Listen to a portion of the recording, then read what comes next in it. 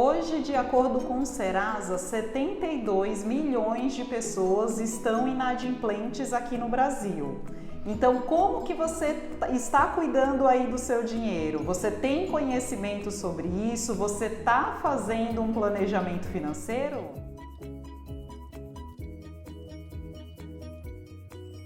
Então, hoje eu irei falar sobre educação financeira nas escolas. Até para poder mudar ali na base, né, a educação financeira e mudar a situação que está hoje no Brasil. E para isso, hoje eu trouxe um professor de educação financeira, o Bruno. Hoje ele dá aula na escola sobre educação financeira e ele vai falar um pouquinho para a gente como que funciona, como que tem sido as aulas dele hoje. Então, muito obrigada, Bruno, por estar aqui hoje com a gente. Gostaria que você se apresentasse, né? Falasse aí um pouquinho sobre você e depois a gente começar aí para você explicar como que são as aulas de educação financeira. Tá certo. Kátia, obrigado então pelo convite para falar aqui com você no canal. É sempre muito importante falar de educação financeira, então toda oportunidade acho que é importante a gente ressaltar. Acho que a educação está na base de tudo, né? Então, seja ela na educação financeira ou qualquer que seja, é importante a gente ter isso como uma forma de transformação. Falando um pouco de mim, eu sou professor de educação financeira, hoje eu atuo até na Escola Vivere, aqui na Baixada Santista, faço alguns projetos de oficina financeira em universidades e ONGs, levando esse conhecimento que eu tive da minha carreira de mercado financeiro. Eu sou formado em administração pela FGV e pelo INSPER, então foi aí que eu encontrei um canal legal de retornar para a sociedade, algo que eu sei que é importante e eu conseguiria falar com propriedade. Ô Bruno, e como que surgiu o seu interesse com a educação financeira? De você estar dando aula, de estar fazendo isso também começando com os jovens, né? O que te levou isso a gostar, né, de dar aula e falando sobre esse tema? Primeiramente sim, educação, como eu falei, é uma forma de transformar, então acho que é um mercado grande que tem necessidade e até pela minha bagagem achei que seria um ramo que eu poderia atuar. E aí a parte do jovem, acho que ele se deu um pouco com a minha paternidade, então desde que eu tive meu filho, eu comecei a ficar mais inserido nesse ambiente escolar, até recebi um convite para fazer aula na escola do meu filho, então isso foi me despertando esse interesse e também essa vocação, porque falar com um jovem, você precisa ter um tato diferente e tem que estar disposto. E aí me desarmei nesse sentido e fui para cima e achei que, enfim, onde eu me encontrei hoje. E como que tem sido as aulas? O pessoal tem gostado? Eles comentam como que é a família? Se a família já falou alguma vez sobre educação financeira? O que eu tenho sentido? Primeiro que eu tento deixar o ambiente de sala de aula como um ambiente aberto para dúvidas, para debate, sem querer falar assim, o certo é isso, a verdade é essa. Porque cada um tem na sua experiência, algumas vivências, trazem muito de casa, o que é certo, medos, receios, e eu tento trabalhar isso dentro da aula de uma forma mais leve, com jogos, com discussões. E aí eu sempre vou pegando aquilo que eu escuto e vou trabalhando aquele conceito. Então, tem famílias que têm mais dificuldade com cartão de crédito, por exemplo. Então, eu tento desarmar aquele conceito que é vilão ou ele é um super-herói. Na verdade, a gente tem que ter um uso consciente para fazer o melhor uso. E nessa parte de falar com a família também, eu tenho dentro da minha proposta de empoderar esses jovens ali para falar dentro de casa, porque dinheiro é muito tabu em muitas famílias, a gente quase não fala. E uma vez que você começa a dar um pouco de conhecimento, um pouco de caminho para essa pessoa seguir, para esse jovem seguir, eles vão até trazendo a própria família para fazer, poxa, o que você faz com o dinheiro, onde que você aloca? Então eu tenho sentido uma boa resposta nesse sentido, porque é o dia a dia deles, eu não tento trazer algo assim muito teórico e que fica distante, né, da realidade deles. E acaba que até eles mesmo que ficam ensinando para os pais, né? Muitas vezes. Eu coloco algumas atividades assim, poxa, faz uma entrevista com os pais, então eu coloco ali algum guia assim, como você usa o cartão de crédito, como que você faz o seu orçamento, você reserva para prazeres, reserva para o futuro, como que é? E a partir disso eu vou também dando algum guia para eles conseguirem ter massa ali de discussão com os pais. Tem sido muito bem recebido. Ô Bruno, e quando você faz as aulas, né, que aí você pergunta, você costuma guardar dinheiro para os seus projetos, para os seus sonhos, ou até, sei lá, às vezes comprar um brinquedo ou algo do tipo, o que geralmente eles falam? Então, daqueles que guardam, porque como é uma turma muito nova, eles têm ali de 12 a 14 anos, alguns não têm esse recebimento, né, recorrente, não tem salário, eles têm mesada ou algum presente. Mas aqueles que já têm algum tipo de noção, o que eles falam? Poxa, eu quero alguma coisa mais imediata, assim, um fone de ouvido, alguma coisa que eles veem e tem super interesse em comprar. Mas sabe que é aquela coisa que eu recebo dinheiro hoje para gastar daqui talvez 4 meses. Então, o que eu procuro estimular neles é um entendimento que existe alguma coisa daqui até lá. Porque esse aprendizado também, se ele é muito distante do ponto de onde recebeu até onde ele vai gastar, pode ser que ele não tenha muita condição ali de aprender. Então eu falo assim, poxa, se você fizesse isso, e o que você gasta para lazer? Até fiz uma provocação para eles, o que é ser rico, né? Porque cada um de nós tem uma percepção do que é a riqueza. E muitos deles trouxeram não uma questão de uma cifra milionária, mas ter essa liberdade de conseguir assumir alguns compromissos sem ter aquele peso, sem ter aquela obrigação. E aí eu até percebo que talvez seja um pouco do peso que o dinheiro tem muitas vezes nas famílias, né? Ele sendo um viabilizador, a gente fala, puxa, dinheiro é caro, dinheiro não dá em ave, que é uma realidade. Mas até quando a gente não começa a colocar alguns viés nas nossas crianças e afasta essa questão, fala assim, puxa, o dinheiro é uma coisa muito difícil, então é um pouco disso. Eu nunca vou conseguir guardar bastante dinheiro. E na realidade, assim, vai do objetivo de cada um, né? Nem todo mundo tem um objetivo de guardar muito dinheiro, mas tem pessoas que querem, eu quero ser milionário. E às vezes as pessoas falam que, poxa, mas ser milionário, aí já vem com a crítica, né? Então acaba meio que é o que você falou, com viés, né? Fica com esse viés. Então assim, eu defendo super que não existe o certo e errado, mas a gente tem que ter uma clareza de onde a gente quer chegar. Então, se você quer realmente esse fone de ouvido, como você pode também chegar a isso mais rápido? Porque no final do dia, se você quer investir, ele consegue acelerar. Teve até uma campanha de um banco tailandês muito legal, não sei se os ouvintes viram ali, mas até trabalhei em sala de aula, porque é um pouco disso. O dinheiro, guardar por guardar, você acaba tendo uma dificuldade enorme de chegar nos seus objetivos. Então, você tem que saber investir, você tem que ter toda uma disciplina para chegar ali mais rápido. O dinheiro, no final do dia, é isso, é um viabilizador dos seus desejos, das suas vontades, dos seus objetivos. Sim. E Bruno, até aproveitando para perguntar, hoje é obrigatório ter a aula de educação financeira nas escolas? É facultativo? Como que é feito isso hoje? Então, desde 2017 já foi incluído na BNCC que ela normatiza todo o ensino dentro do Brasil, em escolas públicas e privadas. Então, o tema de educação financeira ele já é obrigatório desde 2017, mas ele não é uma matéria, uma disciplina única, ele permeia as outras. Então você vai encontrar educação financeira em aula de matemática, em aula de ciência, então é uma coisa muito tangenciada, assim. É como se eles incluírem nas matérias que já existem algo, Isso. Não a educação, uma aula só de educação financeira. Exatamente, então eles pegam matérias que já existem e falam assim, vamos calcular qual que é o rendimento desse investimento, numa aula de matemática, por exemplo, ou vamos calcular qual que é o imposto. Agora, não existe uma matéria de educação financeira que ajuda, por exemplo, esse jovem a começar a se planejar. E aí foi aí que eu comecei a perceber também um pouco dessa oportunidade ou dessa forma de você enxergar a educação financeira. E aí eu até apresentei um curso dentro de uma escola aqui da Baixada Santista, já tentando trazer essa roupagem. Então, bancarização, como que eu escolho o melhor banco, qual que é a diferença entre eles, se eu vou fazer algum tipo de organização financeira, como que eu tomo uma melhor decisão para alocar esse dinheiro que eu tenho.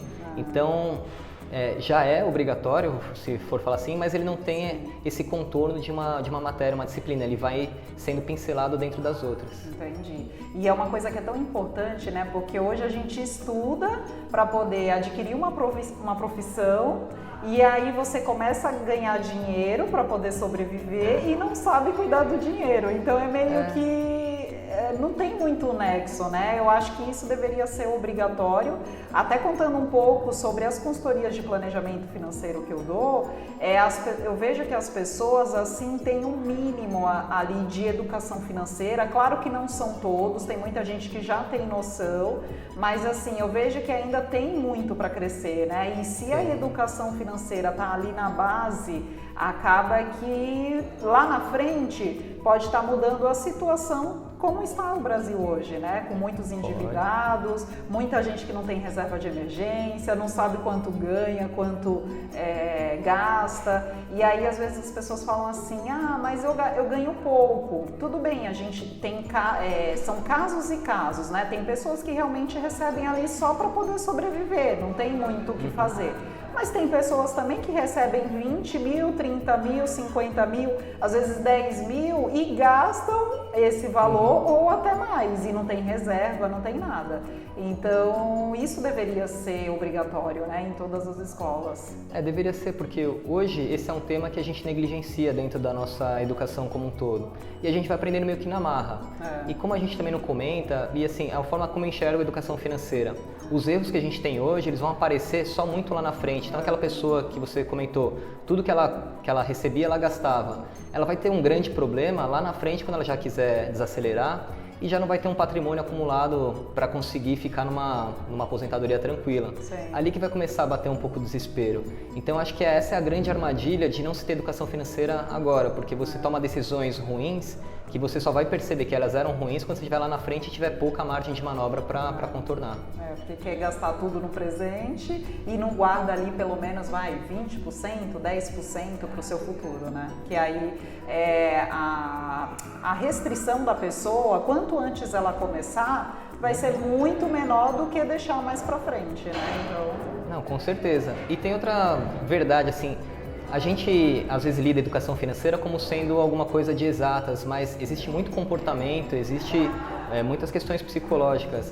Imagina aquela pessoa que ela se acostumou com um padrão de vida muito alto e aí ela vê em determinada etapa da vida ter que restringir drasticamente e nem para viver bem, para sobreviver. Então aí acaba sendo muito ruim, né, de você vivenciar e experimentar esse tipo de situação. Eu acho que entra até mais o psicológico mesmo do que realmente as finanças, porque eu falo assim, que vale mais você guardar ali, ter o hábito de colocar todos os meses, mesmo que seja na poupança, do que você ficar procurando onde que investe mais, onde que eu vou ter mais rendimento. E aí é nessas que as pessoas acabam caindo em pirâmide financeira, em jogos de aposta, porque não tem o conhecimento lá na base e aí acaba caindo nessas ciladas, né? Até você me traz um ponto legal, porque quando eu comecei a dar aula para os jovens, uma coisa que me espantou é até esse interesse, porque os jovens, a gente às vezes acaba achando, poxa, ele não está muito pensando nisso. E os alunos aqui, eles estavam super falando até de ações, né? Perguntaram sobre criptomoeda, falaram assim, poxa, que sofisticado.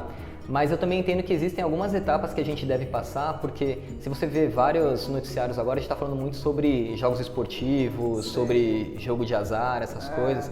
Isso está muito pautado numa falta de educação financeira. A gente acha que é legal, acha que a gente vai conseguir resolver nosso problema da noite para o dia, e aí é onde a gente acaba agravando ainda mais. Então, também foi um pouco observando esse movimento, assim, poxa, por que não trazer um pouco desse conhecimento? Porque no final do dia vão ser duas coisas que levam a pessoa a cair nessas armadilhas: a ganância e o despreparo, né? A inocência. Então, se você consegue trabalhar, assim, não existe investimento que vai dar 5% ao mês sem risco nenhum, ela começa a ficar um pouco mais blindada desse tipo de cilada.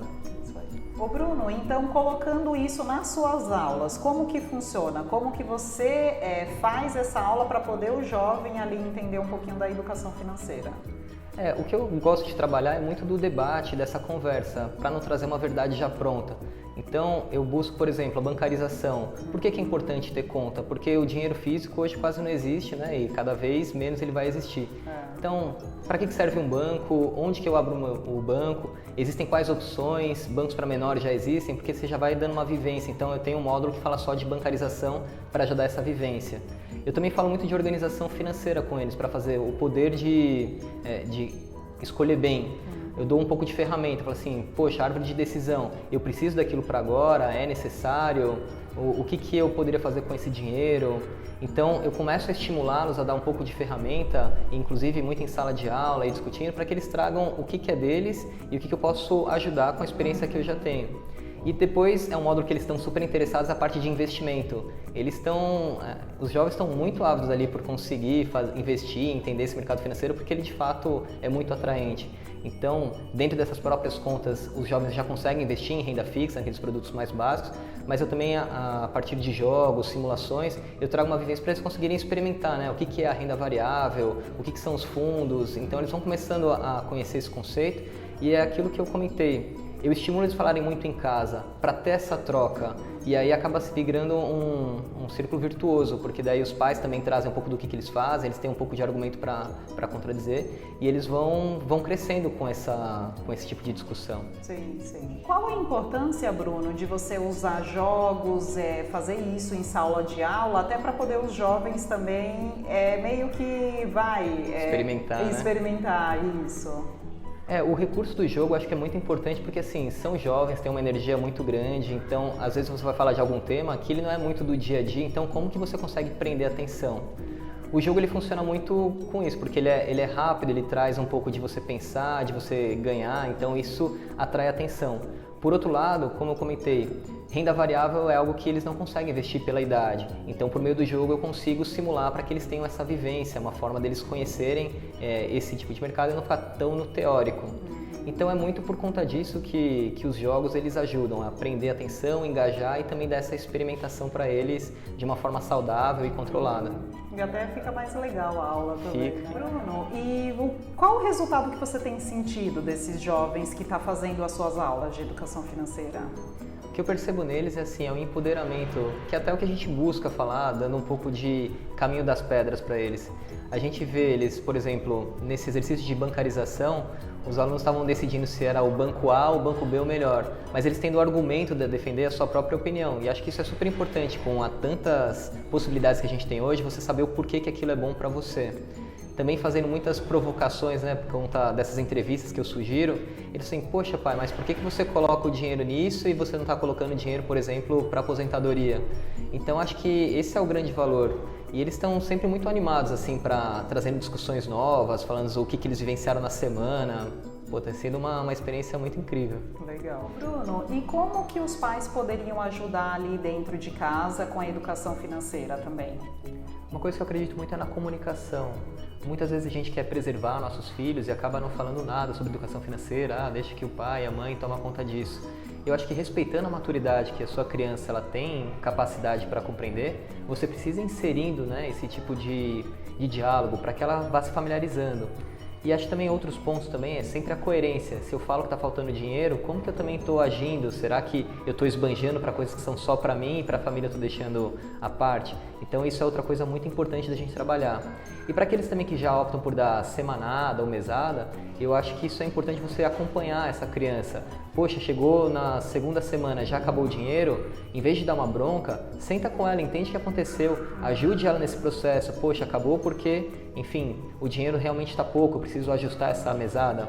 Ou você acabou gastando em uma coisa que não deveria, então na próxima vez não faça isso. É um pouco desse cuidado que eu acho que vale a pena, porque você vai trazendo ali um conhecimento para sua criança dessa forma. E está envolvendo ela ali, né? Levando no supermercado, levando no shopping, falando que não pode, que vai colocar aquilo mais para frente e orientando geral, né? Com certeza, porque a partir da vivência a gente tem que tomar conhecimento, o poder do exemplo. O exemplo é muito forte para a criança, então se você a leva, porque até tem pais que preferem não levar pelo trabalho que dá. Eu acho que é chato mesmo, tem essa questão de pedirem muitas coisas, mas se você não ensina, ela vai aprender como. Então acho que vale a pena você passar um perrengue, mas você dando essa explicação, essas coisas valorosas, que ela vai, enfim, receber aquilo e aplicar na vida dela quando for a vez dela de decidir o que comprar ou não. E Bruno, me fala como que as pessoas podem estar te achando, se querem, se você vê aí que na escola do seu filho não tem educação financeira, então tem que exigir, né, de falar, eu gostaria que tivesse educação financeira, coloquem isso na escola do meu filho, né? Como que eles podem estar te achando para poder estar te procurando? Bom, eu tenho no Instagram, @bruno.hugner, você pode me achar lá e pedir mais informações, porque eu tenho uma empresa, eu tenho Finanças em Foco, que ela é determinada aqui para treinamento, para planejamento financeiro. E por meio dela eu desenvolvo cursos para escolas, também palestras para faculdade, para grupos particulares. Então tem sido a forma que eu encontrei para ter esse alcance e trazer esse conteúdo financeiro para as pessoas. Legal. Então é isso, pessoal. Se não tem aula de educação financeira na escola do seu filho ou de um sobrinho, alguém que você conheça, veja o quanto que é importante ter a educação financeira aí na escola, né? E outra coisa também, de você dentro de casa orientar seu filho, orientar a sua família de como que é, de não gastar tudo que você ganha, de economizar. E aí se você falar assim, mas poxa, eu também não sei economizar, né? Não sei guardar dinheiro, a gente tem também, eu atendo pessoas com consultoria de planejamento financeiro, então pode deixar aqui nos comentários, falar, Kátia, eu preciso da sua ajuda, ou então, Kátia, me passa o contato do Bruno, que eu preciso que coloque na educação financeira na escola. Então a gente fica aqui à disposição, claro, né, Bruno? Com certeza. Então tá bom, pessoal, obrigada aí por acompanhar o vídeo. Se você gostou do vídeo, curta, compartilha com mais pessoas para esse assunto chegar a muito mais gente aí e disseminar, né, a educação financeira aí no Brasil. Até mais. Tchau, tchau. Tchau.